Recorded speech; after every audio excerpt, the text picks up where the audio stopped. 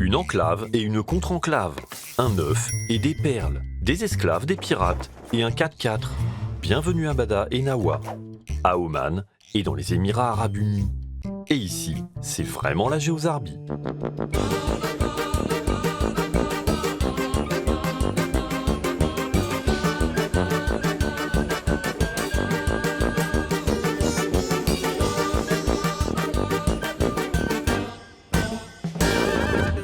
Un plan qui tombe à l'eau. Dans la péninsule arabique, il y a un œuf sur le plat. Oui, enfin, pas exactement. On vous explique. Nous sommes aux Émirats Arabes Unis. Et ici, on trouve un morceau du sultanat d'Oman voisin. Et dans ce morceau du sultanat d'Oman, on trouve un morceau des Émirats Arabes Unis. Bref, une enclave et une contre-enclave. Vous le voyez, l'œuf sur le plat ? L'enclave omanaise dans les Émirats Arabes Unis s'appelle Mada, du nom de la ville qu'on y trouve, et compte quelques 3200 habitants. Et la contre-enclave émirati s'appelle Nawa, comme le village qu'elle abrite. Quelques centaines de personnes y résident. Entre Nawa, Mada et les Émirats Arabes Unis, la circulation est totalement libre. Pas de douanier, seul le changement de revêtement, de plaque d'immatriculation et de réseau mobile vous informe que vous passez de l'un à l'autre. D'où vient cette frontière ? Il va nous falloir un petit cours d'histoire pour le savoir. Dès le Moyen-Âge, les Omanais règnent dans cette partie de l'Arabie. Mais au XVIe siècle, ils subissent l'influence des Portugais et au XVIIIe siècle, celle des Perses. En 1749, ces derniers ont été chassés. Et c'est le début de l'âge d'or du sultanat d'Oman, dont Mascate devient la capitale. Contrôlant des terres allant de l'actuel Pakistan jusqu'à l'île de Zanzibar, le sultanat d'Oman est en effet un véritable empire. Sa puissance militaire est dominante et il contrôle un commerce très lucratif d'épices et d'esclaves. L'île de Zanzibar est d'ailleurs le cœur de ce commerce. Au plus haut, 50 000 esclaves sont capturés en Afrique chaque année. Beaucoup travaillent alors dans les plantations de clous de girofle de l'île, où la mortalité est effrayante. Les autres sont vendus en Arabie ou en Asie. Mais à l'autre bout de l'empire, des pirates échappent au contrôle du sultan. À l'époque, en effet, une petite dizaine d'émirs comme ceux de Dubaï, Fujairah ou Abu Dhabi vivent en pillant les bateaux passant dans le golfe Persique. L'émir de Ras Al Khaimah est le plus puissant d'entre eux. Il est à la tête de centaines de navires et de milliers d'hommes. C'est d'ailleurs lui à l'époque qui possède le village de Mada. Riche en eau, ses cultures donnent en abondance dattes, citrons, mangues ou céréales. Dans cette région désertique, Mada est donc très précieuse.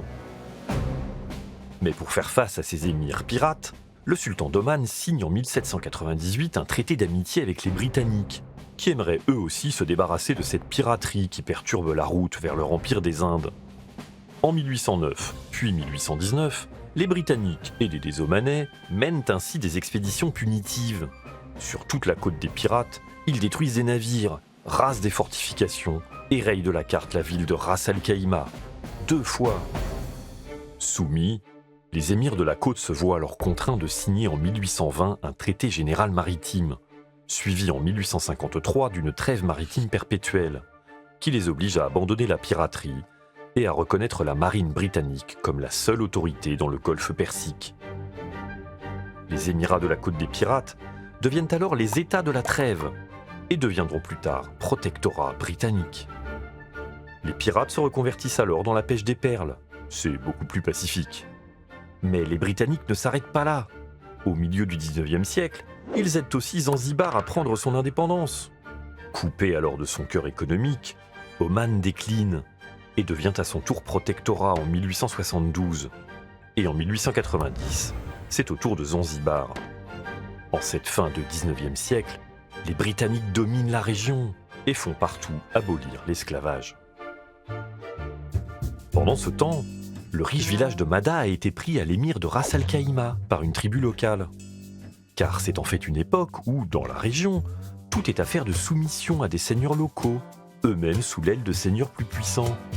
Un système d'allégeance qui change au gré des rapports de force, des intérêts ou à la mort d'un seigneur, et où les frontières n'existent pas. C'est ainsi qu'à la fin des années 1930, Mada reçoit la visite de représentants de plusieurs émirs, ainsi que d'un envoyé du sultan d'Oman. Et lors du banquet organisé pour l'occasion, les émissaires demandent aux villageois de choisir leur protecteur. Ils désignent alors le sultan d'Oman. Il est en effet le plus puissant et saura donc les protéger. Et comme il a une réputation d'homme bon, il ne viendra pas piquer l'eau du village.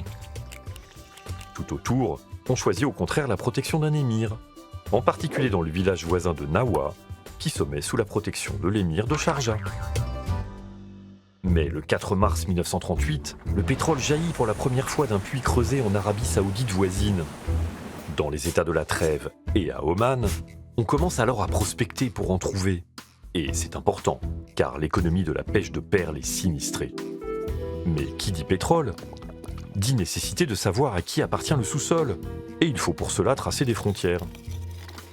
Un diplomate britannique, un certain Julian Walker, est alors chargé de cette difficile mission. Entre 1955 et 1957, il parcourt la région au volant de son 4x4, avec comme seul outil du papier, une boussole, un stylo et le compteur kilométrique de sa voiture. Il rend alors visite à tous les chefs locaux et leur demande où est leur territoire. Walker présente ensuite ses tracés forcément divergents à des chefs d'autorité supérieure, qui tranchent avec lui.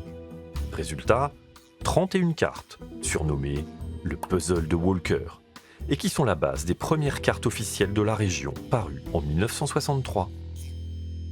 Et voici d'ailleurs ces cartes, sur lesquelles on peut voir à quel point toute la région est en géozarbie. Oman, Ras El Khaimah, Dubaï, Fujairah, Ajman sont tous en plusieurs morceaux. Sharjah en compte même 6. On avait un œuf sur le plat, on a maintenant une omelette. À propos d'œufs, les frontières exactes de Mada avec le voisin Nawa posent encore problème, comme d'autres dans la région d'ailleurs. Et il faudra plusieurs négociations diplomatiques pour qu'un accord sur les frontières entre les deux villages soit finalement trouvé, avec Mada contenant donc Nawa. Oui, c'est un peu compliqué. Heureusement, il y a plus simple. Umm al-Quwain est en un seul morceau, tout comme Abu Dhabi, qui est d'ailleurs maintenant l'émirat le plus puissant de la région. C'est en effet le plus vaste, et celui qui possède de loin les plus grandes réserves de pétrole. Mais si les Britanniques ont voulu des frontières, c'est aussi parce qu'ils ne veulent plus s'occuper de leur protectorat. L'Empire britannique est en effet en pleine décolonisation, et le Royaume-Uni n'a plus les moyens d'assurer la sécurité du golfe Persique. Oman retrouve alors sa pleine indépendance en 1970, et des discussions ont lieu pour que les Émirats se fédèrent. Julian Walker est d'ailleurs mandaté pour y participer. Les Britanniques craignent en effet que chaque émirat soit trop faible s'il est isolé face aux puissants voisins que sont l'Arabie Saoudite ou l'Iran. Finalement, à partir du 2 décembre 1971, les Émirats choisissent de former les Émirats Arabes Unis, avec comme capitale Abu Dhabi. Et c'est donc parce que Nawa est devenu émirati ce jour-là que notre œuf sur le plat est devenu une frontière internationale. Grâce à l'exploitation du pétrole, les Émirats Arabes Unis connaissent un spectaculaire développement. À Abu Dhabi, l'émir Zayed Ben Sultan Al Nahyan lance une politique de grands travaux qui feront de son émirat l'opulente cité qu'on connaît aujourd'hui, tout comme Dubaï ou Sharjah. Mascate, la capitale d'Oman, a connu quant à elle un développement plus discret, comme dans tout le sultanat d'ailleurs. Car, même s'ils ne sont pas à plaindre, les Omanais sont moins riches que les Émiratis. Et oui, ils ont beaucoup moins de réserves et produisent 3 fois moins de pétrole. Cette réalité se retrouve dans notre œuf sur le plat. Oui, enfin dans l'autre œuf, voilà. Nawa compte 65 maisons au total, et des installations toutes neuves.